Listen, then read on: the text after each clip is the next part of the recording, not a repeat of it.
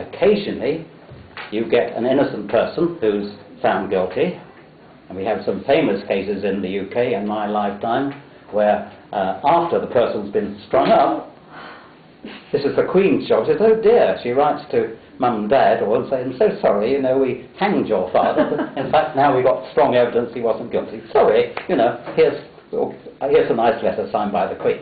Okay, but for every person like that, we know there's strong evidence that there are 10 people who did do the crime, but there wasn't sufficient evidence. The burden of proof was on the state, or as we say actually the Crown in the UK, to produce very strong evidence the person was guilty. I'm just airing with you some of the problems where statistical thinking overlaps with our general thinking. I think with the general things we should all know as educated people. And very often, as in that case I've just given, if there is an easy answer and you can find it, you will be world famous. But at least this gives you, I believe, statistical thinking without, and I keep stressing this, without lots of maths, you know, these horrible square root equations which books are populated with, and physicists love of course, because they're so good at maths. Without maths, it does actually, it certainly has brought me, when I've been thinking about this subject and how to improve on it, it's brought me into thinking much more widely about the human situation, which sounds very philosophical, but deep down I think statistics is a philosophical subject. Right, I'm not sure this is a case for compromising, although I get 7 minutes or 15 minutes, but our timekeeper is... that's a very Ukrainian answer. You say, would you like tea or coffee? And they say, yes. And do I get 7 minutes or 15 minutes? Yes. Or more usually, niet. Okay, so nobody's told me to shut up yet, so I shall carry on. I don't know if this book is a bestseller. It's not a statistics textbook. I don't know if anyone, it's The Black Swan, and it's a bestseller, and he is very, very rude on the whole about statisticians. And I think a lot of the time he's wrong. I don't think he really understands statistics, but I have to say, if I was to meet him, he would say to me, if I'm so clever, why ain't I rich? Okay, and one of the things he criticized very severely, and when I read his book, I have to agree with him with great justification, that long-term forecasting is something which statisticians are motivated to get involved in, because if we only knew what was going to happen to stock prices, if we only knew what was going to happen to houses in the capital West, where it's most individuals' biggest single investment, and indirectly their biggest single element of capital wealth, if only we knew, and if only some clever mathematician or clever statistician could tell us, are the house prices going to go up next year or down, it would be great.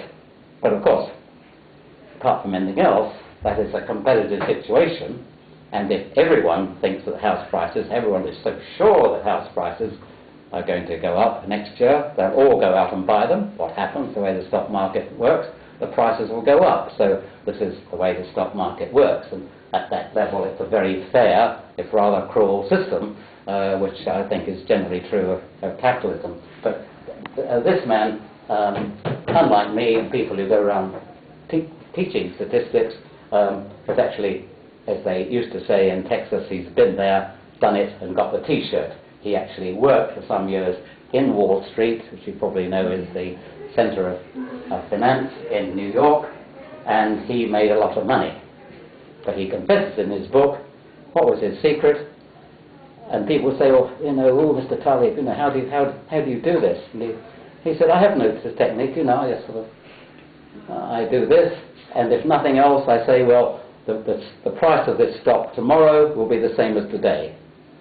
And people wouldn't believe me. Say, oh, no, you must have this equation. We know Professor Loggingtock from Harvard University has got this econometric method with lots of equations which mathematicians and physicists love, for forecasting. But when he actually looked at the evidence and looked at these forecasts, he, just by saying that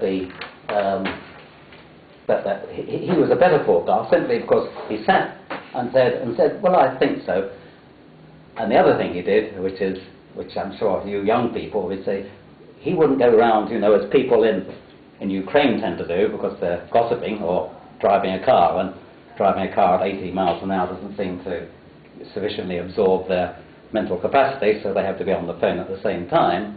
And people in New York, and I'm afraid in London, are walking around with Blackberries in their ears and bumping into people because they want to know every minute, every little change.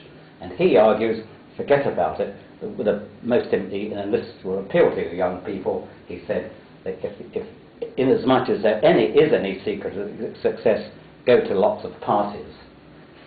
Now this sounds very strange. Of course he probably wasn't thinking of disco parties, but he was networking. It is so important.